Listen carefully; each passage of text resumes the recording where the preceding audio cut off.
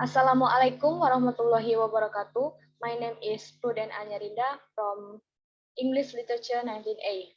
Today, I will explain the lecture material about English phonetics and phonology. So I hope you will enjoy the material that I will convey.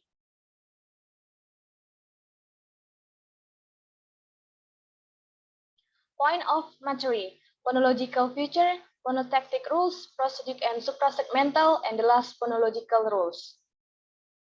First, phonological feature. What is phonological features? A phoneme as the minimal constructive unit cannot be broken up into shorter successive units, but it can be viewed as the bundle of simultaneous units called phonological. Phonological features is individual properties whose sum make up the phoneme. They and not the phoneme are the smallest and the most basic units of phonological analysis. Next, a theory of features. Features are like phonemes, theoretical constructs rather than fact. There are many ways of analyzing a given set of phonemes in terms of set of features, and feature theory in concern with finding and defining the most suitable set. Example: P voices bilabial stop, is voice alveolar fricative, voice bilabial nasab or stall. Function of features. A feature system must be able to describe classes of sounds, distinguish phonemes, and last, specify phonetic detail. Three principles surrounding in distinctive features. It should be able to characterize all contrasting segments in human language, contrastive function. It should be transparent with regard to phonetic correlatives, descriptive function. It should be able to capture natural classes in a clear fashion, classificatory function. Next, uses for distinctive features: to specify a phoneme segments, to specify a class of phonemes categories, to describe the set of speech sound used in a particular language or dialect, to write concise rules of phonetic change, then the last, to characterize a speech disorder. Substitution often involves a change of future. Second, phonotactic rules. What is phonotactic rules? Phonotactic rules is a branch of phonology that deals with restrictions in language on the permissible combination of phonemes. Phonotactics define permissible syllable structure, consonant cluster, and vowel sequences by means of phonotactic constraints. Syllable, a unit of linguistic structure that consists of a syllabic element and any segment that are associated with it.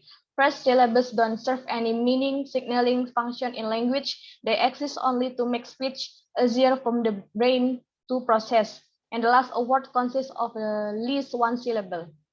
Four subsyllable units: nucleus, a syllabic segment that forms the core of a syllable; coda, segments that will the nucleus in the same syllabic; rime, the nucleus and the coda of the syllable in the word; and the last, onset, the beginning segments of the syllable, the ones preceding the nucleus.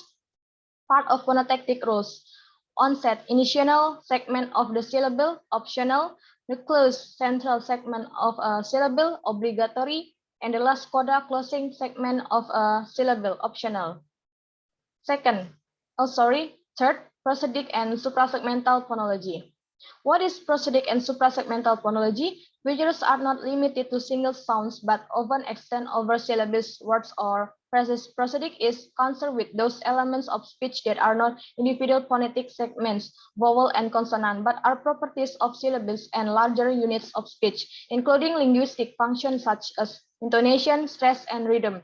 A suprasegmental is also called prosodic feature in phonetics, a speech feature such as stress, tone, or word juncture that accompanies or is added over consonants and vowel discs. Prosody any reflect various features of the speaker or deuterance: the emotional state of the speaker, the form of the utterance, statements, question, or comment, the presence of irony, of sarcasm, emphasis, contrast, focus, and the last, other elements of language that may not be incredibly grammar or choice of vocabulary.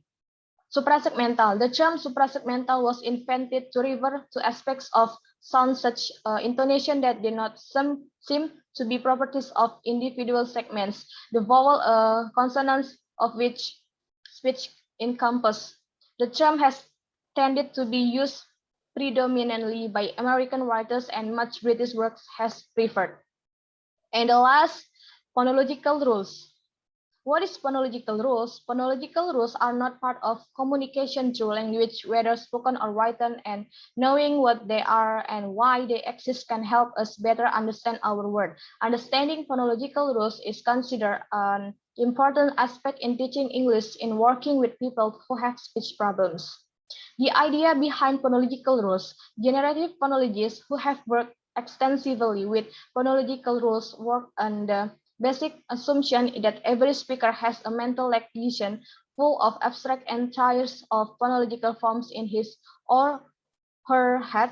These abstract stored entries on underlying representation and serve as input for the phonological rules. These underlying forms then undergo the definitional process which is defined by the phonological rule, the output-outhead process in the phonetic representation of the pronunciation, underlying representation, phonological rules, and the last phonetic representation.